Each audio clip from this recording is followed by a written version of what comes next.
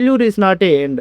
Failure మనం ప్రతి ఒక్కరికి ఏమన్నా పని చేస్తున్నామంటే, ఏమన్నా వర్క్ చేసినా, ఏం చేసినా మొదటగా మనకు వచ్చే ఫ్రెండే ఫెయిల్యూర్.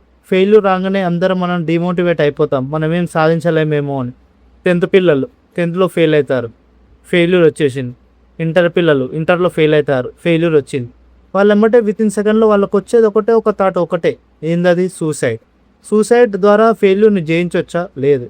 నేను చెప్పేది మీకు ఒకటే. ఫర్ ఎగ్జాంపుల్, మనకు బల్బు ఉంది. బల్బుని కనిపెట్టింది ఎవరు? Thomas Alva Edison.